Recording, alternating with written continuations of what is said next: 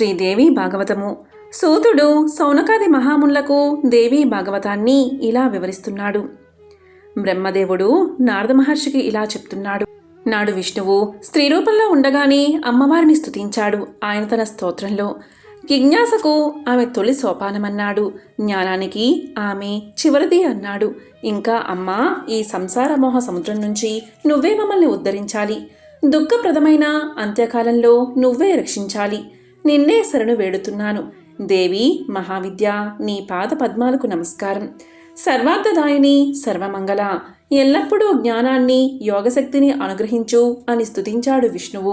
అనంతరం శివుడు ఆడంగులమై ఉన్న మా ముగ్గురిని అనుగ్రహించమంటూ ప్రార్థించాడు. నవాక్షరి మంత్రం ఉపదేశించమని వేడుకున్నాడు. ఆ తల్లి ఉపదేశించింది. అటుపైన నేను నా దుఃఖాన్ని, ఆశ్చర్యాన్ని, అనుభూతిని నాకున్న తత్వజ్ఞానంతో మేళవించి ఆమెను స్తోత్రం చేశాను. ఆకర్త, గుణవ్యక్తుడు, నిష్కాముడు, ఉపాధి శూన్యుడు, అవయవాలు లేనివాడు, గుణాలు లేనివాడు, ఆదిదేవుడు అయిన ఈశ్వరుడు నీ చిత్రలీలలు చూస్తూ ఉంటారు.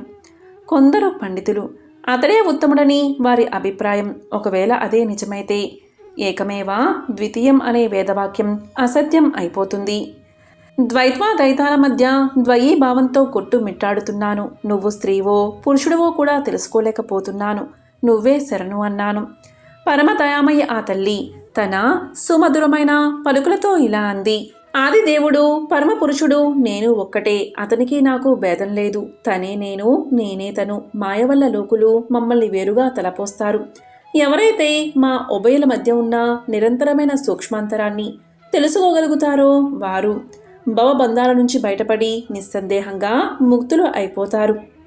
సంహారం జరిగిపోయాక నేను స్త్రీ పురుష నపుంసకత్వాల్లో ఏదీ కాకుండా ఉంటాను. సృష్టి కార్యం ఆరంభం అయినప్పుడే దృశ్యాదృశ్య భేదం వల్ల లింగభేదం కూడా పుడుతుంది. అది నా కల్పనే. ఒక్క ముక్కలో చెప్పాలి అంటే ఈ సృష్టి సమస్తము నేనే, అంతా నేనే. ఒక్కసారి ధ్యాన దృష్టితో చూస్తే మీకే తెలుస్తుంది. ఈ సంసారంలో నేను కానిదంటూ ఏదీ లేనేలేదు. వేరువేరు పేర్లతో అందరి చేతనాల్లోనూ నేనే ఉన్నాను. శక్తి స్వరూపంగా పరాక్రమిస్తున్నాను. నేనే బుద్ధిని, నేనే శ్రీని, నేనే ధృతిని, స్మృతి, కీర్తి, శ్రద్ధ, మేధ, దయ అన్నీ నేనే. క్షుధ, తుష్ట, క్షమ, కాంతి, శాంతి, నేనే తండ్రిని, నేనే నిద్రని, నేనే పసి, పాపసి, జర, అజర, అవిద్య, శక్తి నేనే.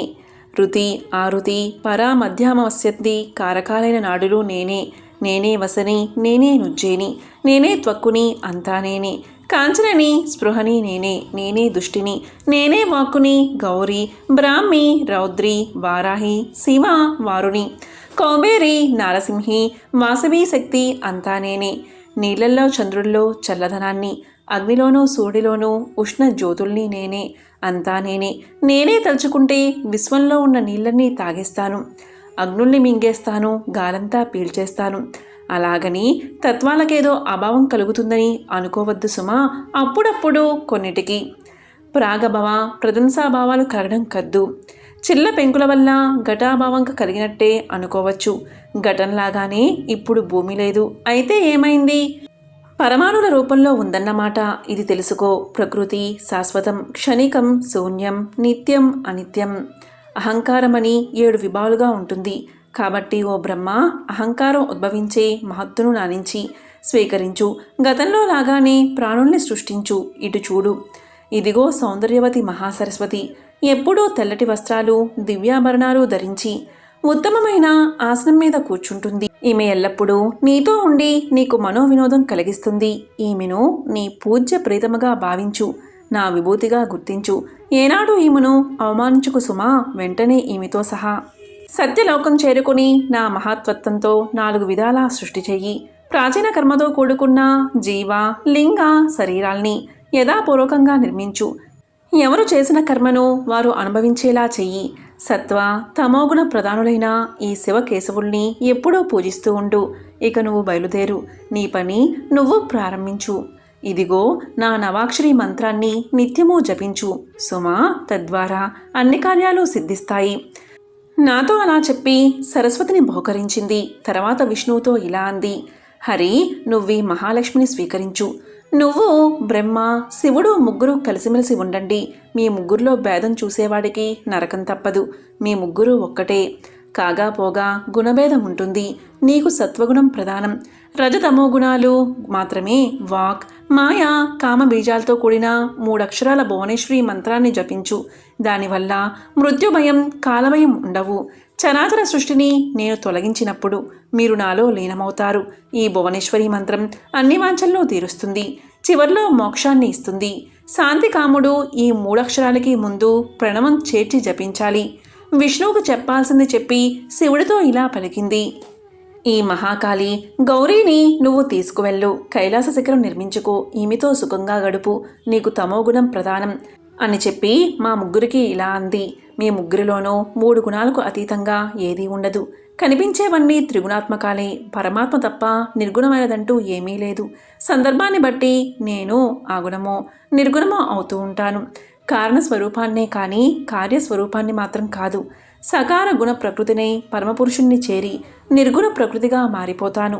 మహాతత్వం, అహంకారం, శబ్దం, స్పర్శ, రూపం, రసం, గంధం కార్యాకరణ రూపాల్లో రాత్రి పగలు ఎప్పుడూ తిరుగుతూనే ఉంటాయి. నా నుంచి సత్ పుడుతుంది. సత్లోంచి అహంకారం పుడుతుంది. అది త్రిగుణాత్మకం. అహంకారంలోంచి మహత్వం పుడుతుంది. దాన్నే సాంఖ్యులు బుద్ధి అంటారు. అహంకారంలో నుంచే తన్మాత్రాలు పుడతాయి, ఆ కారణమవుతాయి.